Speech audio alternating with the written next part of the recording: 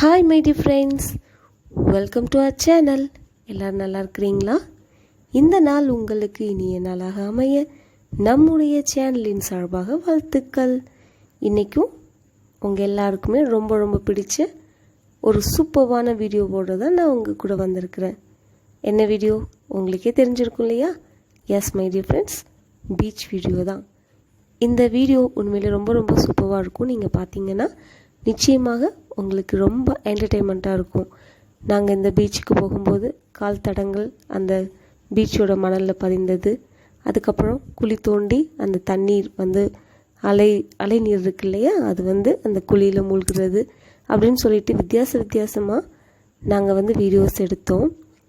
இது கடல் அலை வந்ததுனால ஒரு நீரோடை மாதிரி குட்டியாக ஓடிட்டு இருந்தது. எவ்வளோ தெளிவாக இருக்குதுல்ல.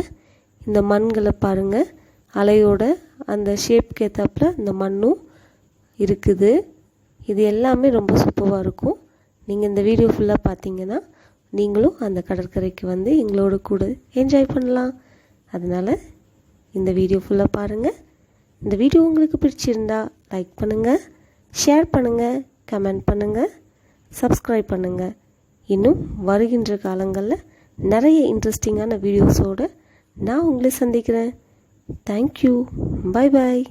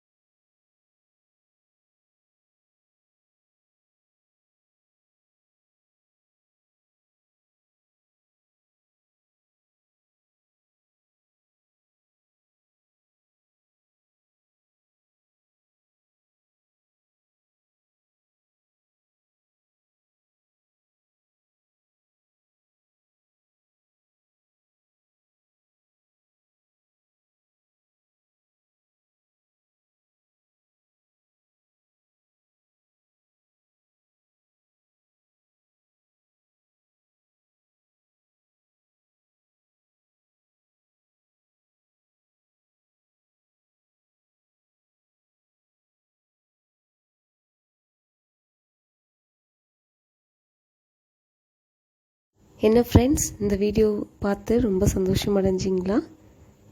இந்த வீடியோவை பார்க்கும்போது உங்கள் மனசில் என்ன எண்ணங்கள் ஓடுனது அப்படிங்கிறது எனக்கு தெரியல.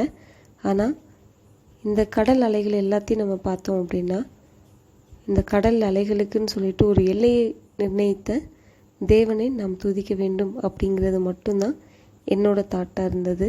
பிகாஸ் இந்த புன்னைக்காயல் அப்படிங்கிற ஏரியாவில் மக்களுடைய முக்கியமான தொழில் மீன்பிடி தொழில் தான்.